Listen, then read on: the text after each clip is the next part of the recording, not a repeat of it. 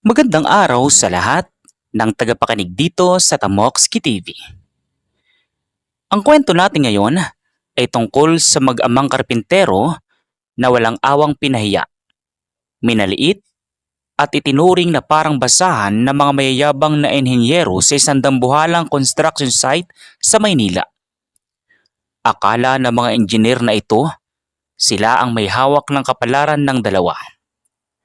Ngunit ang hindi nila alam, sa mag-ama mismo nakapangalan ang buong proyekto at ang mismong kumpanyang nagpapasahod sa kanila. Ano kaya ang mangyayari kapag natuklasan na nila ang tunay na katotohanan? Tutukan natin ang kapanapanabik at nakakapag-init ng dugong kwentong ito. Kaya naman bago tayo magpatuloy sa kwento ay maaari po ba akong makahingi ng isang subscribe at like sa kwentong ito? At sana po ay dumating sa inyo ang napakalaking blessings. Kaya hindi ko na po patatagalin ang ating kwento. Tara po at simulan na po natin. Sa gitna ng maingay at maalikabok na lungsod ng Maynila, matatagpuan ang isang umuusbong na 50 palapag na gusali. Ito ang itinuturing na isa sa pinakamalaking commercial building sa buong rehiyon. Rinaragasan ng tindi ng sikat ng araw ang mga manggagawa. Ngunit sa isang sulok ng ikatlong palapag, makikita ang mag-amang nagsusumikap sa pagkakarpintero. Sila si Mang Dada, isang lalaking may edad at may bakas ng pangingitim ng balat dahil sa dekada ng pagtatrabaho sa ilalim ng sikat ng araw. At ang kanyang anak na si Junmar, isang disenteng binata na may malalim na mata at tahimik na paninindigan. Nakasuot sila ng lumang maong, kumupas na kamiseta at panggawaing sapatos na puno ng tuyong simento. Sa tingin ng sino mang makakakita, sila ay ordinaryong mga pang-araw-araw na pahuwarang pampublikong manggagawa lamang na kumikita ng minimum sa sahod. Habang maingat na sinusukat ni Junmar ang mga patpat at baston ng kahoy para sa lalagyan ng buhos, biglang lumapit ng isang lalaking nakasuot na makintab na puting helmet, may hawak na blueprint at may mamahaling sapatos na halos walang kaali-alikabok. Ito si Engineer Jeremy, ang lead site inspector. Kasama niya ang junior engineer na si Engineer Carlo. Hoy! Kayo dyan! Bakit napakabagal ninyong kumilos? Ilang oras nyo nang ginagawa yung porma na yan? Alam nyo ba kung magkano ang nalulugi sa kumpanya dahil sa kabagalan ninyo? Pasensya na po, Engineer Jeremy. Tinitiyak lang po namin ni Ama na matibay at eksaktong sukat ng mga suporta para hindi magkaroon ng lamat kapag ibinuhos ng semento. Mas mainam po na siguro kaysa magkaroon ng aksidente, di ba po ba? Huwag mo akong pangaralan, bata. Ako ang engineer dito. Ikaw ay karpintero lang. Ang trabaho mo ay sumunod sa utos at bilisan niyang kamay mo. Hindi ang magmarunong sa mga blueprint at calculations. Tingnan mo nga yung mga suot nyo. Mukha kayong mga ampas lupa na nakapasok sa napakalaking proyektong ito. Masakit ang mga salitang binitawan ni Engineer Jeremy. Naramdaman ni Junmar ang pag-init ng kanyang mga pisngi at ang pagpikit ng kanyang mga kamao. Subalit bago pa man siya makapagsalita, mabilis siyang hinawakan sa bisig ng kanyang amang si Mang Dada. Umiling ang matanda ng may malamig at kalmadong tingin. Pasensya na po, engineer. Isusunod na po namin agad. Huwag po kayong mag-alala. Matatapos po ito sa takdang oras. Dapat lang. Dahil kung hindi, tatanggalin ko kayo rito ng walang separation pay. At siguraduhin ninyo na malinis din ang paligid bago dumating ang may-ari ng kumpanya. Nabalitaan nyo naman siguro, di ba? Ang pangunahing investor at mismong may-ari ng buong proyektong ito ay bibisita ngayong hapon. Kapag nakakita yun ng tulad ninyo mukhang dungis sa gusali, baka pati ako'y madamay. Tama si Engineer Jeremy. Huwag nyo kaming ipapahiya sa VIP guest mamaya. Hindi nyo alam kung gaano kayaman at kaimportante ang taong yon. Ang isang oras ng buhay niya ay mas mahal pa sa kabuang sweldo nyo sa loob ng 10 taon. Napangiti ng bagya si Mang Dada sa kanyang isip. Ngunit pinanatili niyang seryoso at nakatungo ang kanyang muka. Tumingin si Junmar sa kanyang ama. Tila ba nagtatanong kung hanggang kailan nila pananatilihing lihim ang totoo. Nang makalayo na sina Engineer Jeremy at Engineer Carlo, dahan-dahang ibinaba ni Junmar ang kanyang martilyo. Ama, hanggang kailan natin titiisin ang pambabastos nila? Hindi nila alam na ikaw ang nagmamay-ari ng buong real estate holdings company na nagpondo sa proyektong ito. Bakit kailangan pa nating magpanggap na simpleng karpintero sa sarili nating gusali? Junmar, anak, ang tunay na karakter ng isang tao ay nakikita kapag akala nila ay wala kang kapangyarihan. Gusto ko makita kung paano tratuhin ng mga namumuno rito ang mga maliliit na manggagawa. Bukod doon, gusto ko makasiguro na matibay ang pundasyon ng gusaling ito dahil pangalan natin ang nakatayo rito. Hayaan mo silang magbatas ngayon dahil mas mataas ang lilipadin nila. Mas masakit ang kanilang pagbagsak mamaya. Samantala, abala si Engineer Jeremy sa paghahanda sa ground floor lobby. Nagpalagay siya ng pulang carpet, nag-utos sa mga utility staff na linisin ang bawat sulok, at nagpatawag ng emergency meeting sa lahat ng heads of department. Attention all team leads. Confirming the arrival of the chairman and his son. Make sure all low-level workers and missing staff are cleared from the main entrance.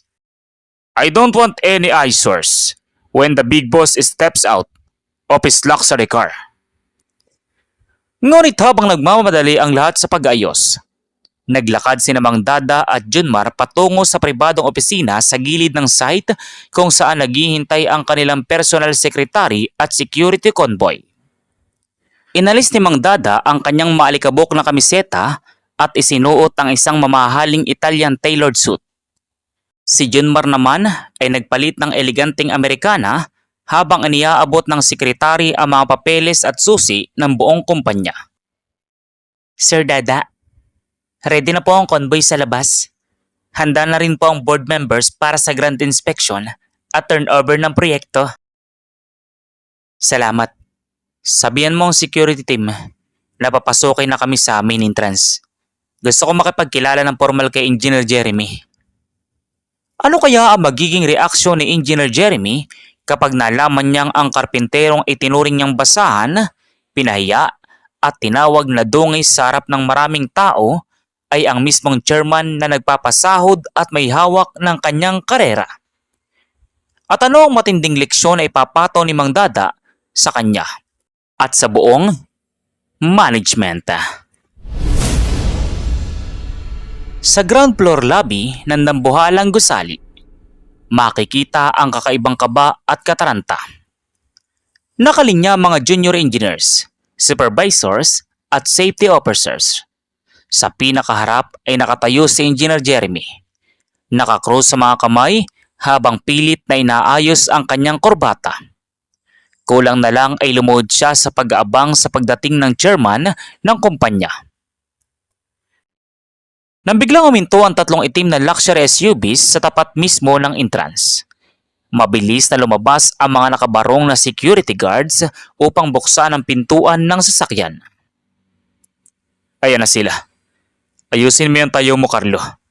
Siguraduhin mong walang pumasok na kahit sinong mababang manggagawa rito sa lobby. Kapag nakakita ang chairman ng dugyot o kahit anong dumi, patay tayong lahat. Bulong ni Engineer Jeremy kay Carlo. Oo, sir. Malinis ang paligid. Binalaan ko ng lahat ng mga karpintero at taga-hukay na manatili sa kani-kanilang mga floor at huwag na huwag magpapakita. Abot langit ang ngiti ni Engineer Jeremy habang naglalakad patungo sa magarang kotse.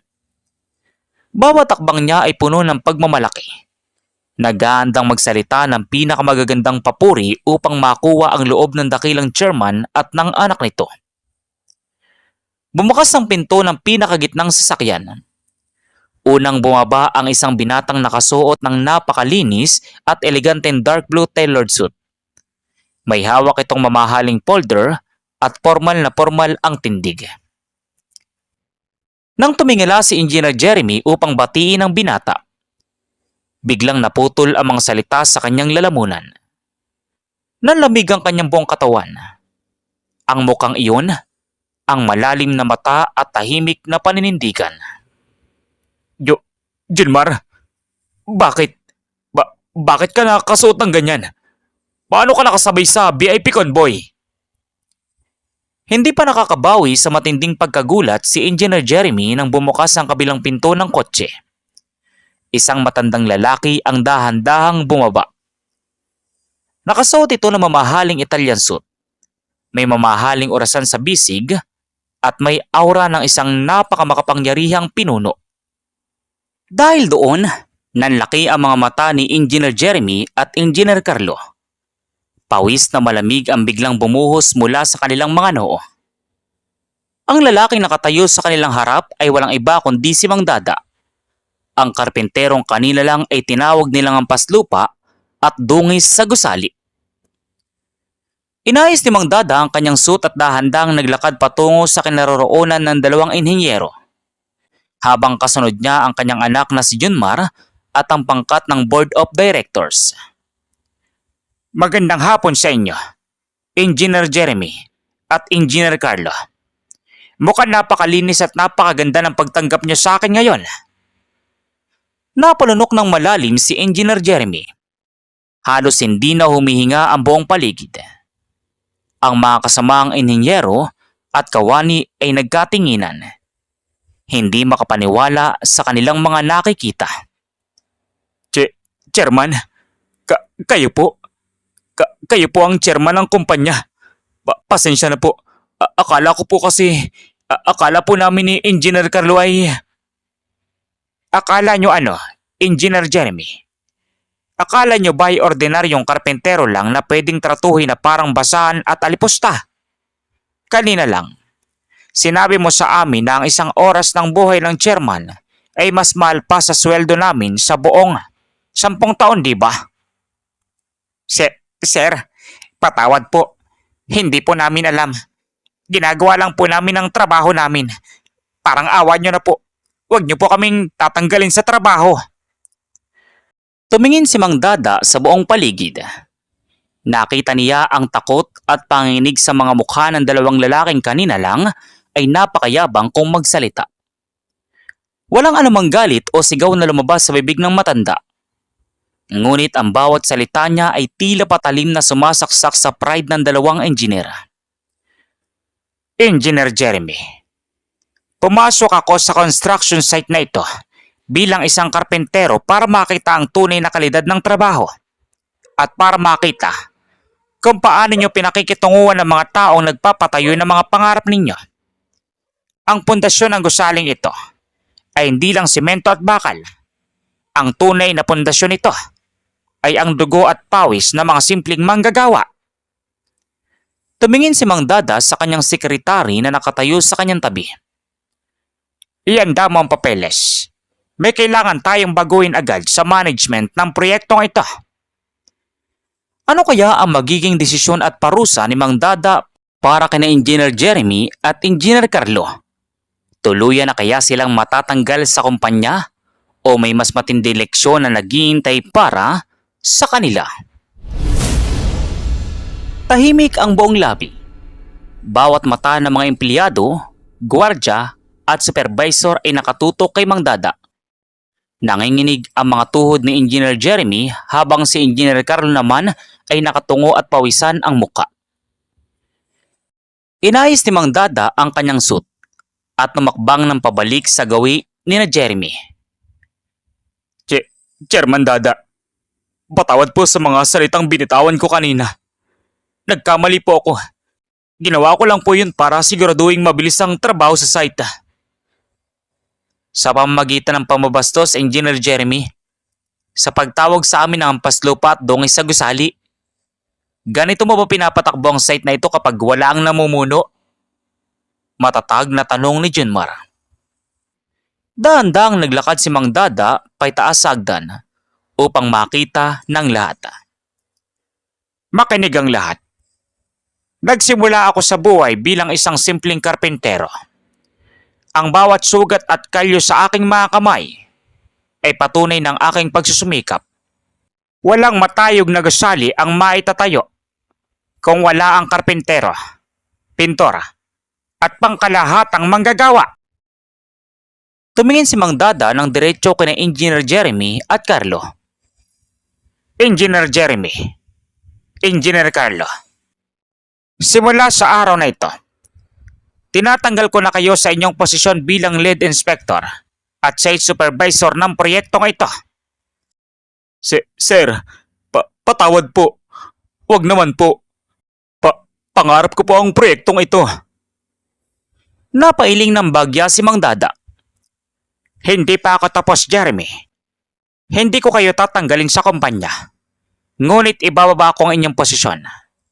Simula bukas, kayo ang humawak ng martilyo, lagari, at pala. Magsisilbi kayong assistant helpers ng mga karpinterong minalit nyo kanina sa loob ng 3 buwan. At minimum wage lang ang inyong matatanggap. Matapos ng pag-uusap na iyon, mabilis na lumipas ang isang araw. Kinaumagahan sa construction site sa Maynila, mainit ang sikat ng araw. Nakasuot sina Jeremy at Carlo ng lumang kamiseta at maalikabok na pantalon. Wala na ang kanilang makintab na puting helmet at malinis na sapatos. Nakatayo sila sa harap ng mga dating manggagawa na dati ay sinisigawan at pinalalayas lamang nila. Mula ngayon, ang susundin niyong utos ay ang utos ng senior carpenter natin dito. Kapag sinabi nilang magbuhat kayo ng simento, magbubuhat kayo. Kapag sinabi nilang linisin ang kalat, lilinisin niyo. Opo, Chairman. Buong araw na nagbuhat sina Jeremy at Carlo ng mabibigat na hollow blocks, naggalo ng simyento at naglinis ng mga pira-pirasong kahoy. Ramdam nila ang hapdi sa kanilang mga balikat at ang pagpaltos ng kanilang mga palad na hindi sanay sa mabigat na trabaho. Habang nagpapahinga sa tanghalian, namaluktot sina Jeremy at Carlo sa isang sulok. Basang-basa ng pawis at halatang pagod na pagod. Lumapit sa kanila ang isang matandang karpentero habang may hawak na 2 baso ng malamig na tubig at simpleng binalot na kanin. Mga inhenyera, inumin niyo muna ito. Alam kong hindi kayo sanay sa ganitong trabaho. Bakit niyo kami pinapakain at binibigyan ng tubig? Dati pinapahiya namin kayo at tinatawag na walang pinag-aralan. Dahil alam namin ang pakiramdam ng mauhaw at mapagod sa ilalim ng araw. Hindi ibig sabihin na pinalit ka na ng sitwasyon ay magiging masama na rin kami sa inyo. Dito sa construction site, pamilya tayong lahat. Ang simpleng kabutihang iyon ay muling dumurog sa natitirang kayabangan sa puso ni Jeremy. Napayuko siya at hindi mapigilang lumuwa sa labis na pagsisisi. Samantala, lumipas ang 3 buwan. Ang 50 palapag na commercial building ay matagumpay na natapos at formal nang binuksan sa publiko. Isang grand inauguration ceremony ang ginanap sa mismong function hall ng gusali. Nakatayo sa entablado si Chairman Dada kasama ang kanyang anak na si Junmar. Sa harap ng napakaraming mamamahayag at bisita, tumayo si Mang Dada sa podium. Ang gusaling ito ay hindi ko kayang ipatayo na mag-isa. Ang totoong tagumpay ng proyektong ito ay nagmula sa bawat patak ng pawis ng ating mga karpentero, mason at manggagawa na nagtiis sa init at pagod.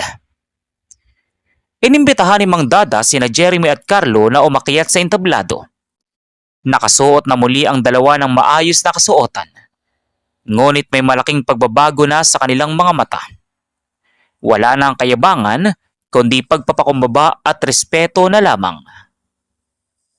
Ibinabalik ko na kayo sa inyong posisyon bilang mga engineer ng kumpanya. Ngunit ngayon, naniniwala akong mas magiging mahusay at mabuti kayong mga pinuno dahil natutunan nyo na kung paano pahalaga ng bawat taong nasa paligid ninyo. Kinuha ni Engineer Jeremy ang microphone. May luhang gumulong sa pisngi habang nagsasalita siya. Maraming salamat po, Chairman Dada at Sir Junmar. Ang 3 buwan na yun, ang pinakamalagang leksyon sa buong buhay ko. Natutunan ko lang tunay na karunungan at posisyon. Walang saysay kung wala kang respeto at pagmamahal sa iyong kapwa. Pangako po, hindi ko na muling mamaliitin ang kahit sinong manggagawa.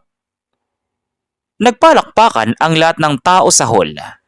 Nagkamay sina Mang Dada, Junmar, Jeremy, at Carlo nang may buong paggalang sa isa't isa. Simula sa araw na iyon, naging halimbawa ang kumpanya ni Mang Dada sa pagbibigay ng patas na pagtingin, mataas na pasahod at magandang trato sa lahat ng kanilang mga manggagawa.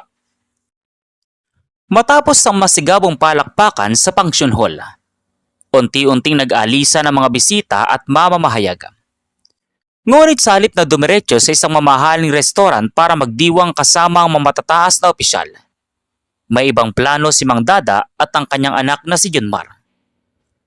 Tumingin si Mang Dada kina Engineer Jeremy at Engineer Carlo na kasalukuyang nag-aayos na ng kanilang mga gamit. Jeremy, Carlo, sumama kayo sa amin ni Junmar. May huling lugar pa tayong kailangang puntahan bago matapos ang araw na ito. Saan po tayo pupunta, Chairman? Kakailanganin po ba natin ng mga opisyal na dokumento ng kumpanya? Hindi na, Engineer.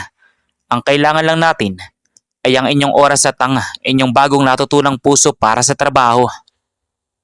Naglakad ang 4 patungo sa likod na bahagi ng malaking gusali, sa barracks at tambayan ng mga ordinaryong manggagawa. Doon, nakatayo mga karpintero, mason, pintor, at utility staff na naglinis ng mga huling kagamitan. Wari hindi nila inaasahan na ang mismong chairman ng kumpanya, ang kanyang anak, at ang mga senior engineers ay bababa sa kanilang payak na tambayan.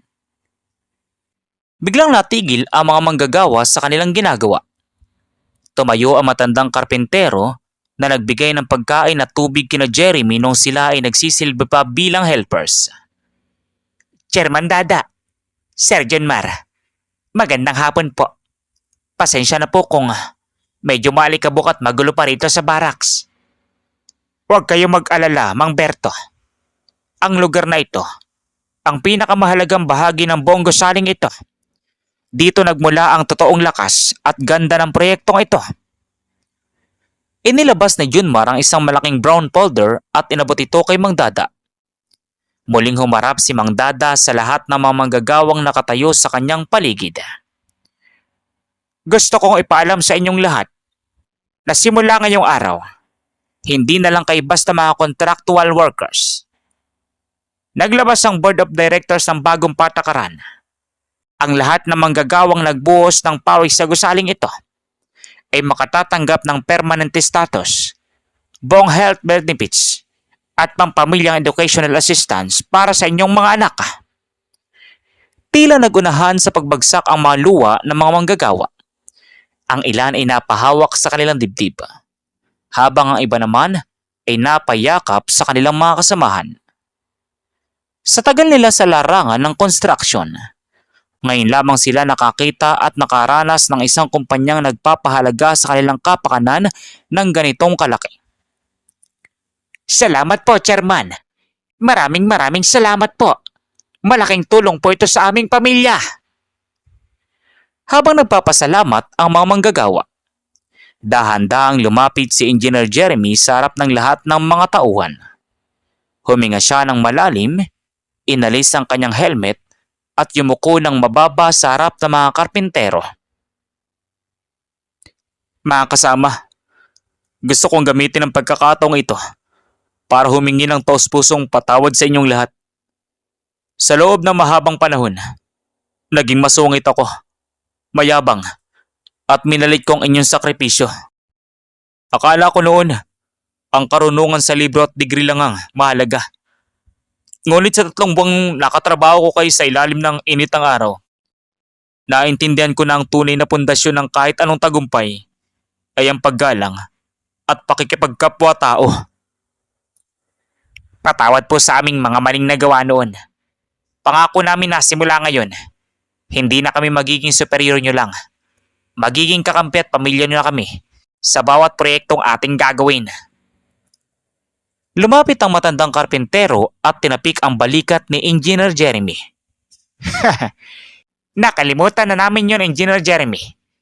Ang mahalaga ay nakita namin ang pagbabago sa inyo. Welcome muli sa pamilya. Nagkaroon ng palakpakan at tawanan sa buong barracks. Ang dating puno ng galit, puot at diskriminasyon sa lugar ay napalitan ng liwanag, pagkakaisa at pag-asa. Tumingin si Mang Dada sa kanyang anak na si Junmar habang nakamasid sa masayang eksena. Ama, tama ang naging desisyon mo. Ang tunay na tagumpay hindi lang nasusukat sa taas ng gusali na ating naipatayo, kundi sa dami ng buhay na ating nabago at naiyahon. Nakangiting sabi ni Junmar sa kanyang ama. Lagi mong tatandaan yan, Junmar. Kapag ikaw na ang ganap na humawak ng kumpanyang ito, ang pera at kapangyarihan ay lilipas. Ngunit ang magandang trato at respeto sa kapwa ay mananatiling buhay magpakailanman. At dito nagtatapos ang ating kwento. Isang paalala na walang sino man sa atin ang may karapatang mamaliit ng ibang tao base lamang sa kanilang kasuotan, posisyon o antas sa lipunan. Ang ikot ng gulong ng buhay ay mabilis. Ang mga nasa ibaba ngayon ay pwedeng itaas bukas. At ang mga nasa itaas na puno ng kayabangan ay madaling maibaba kapag nawala ang pagpapakumbaba. Maraming salamat po sa inyong walang sawang pagsubaybay sa ating kwento rito sa Tamokski TV. Sana ay may napulot kayong magandang aral at inspirasyon ngayong araw.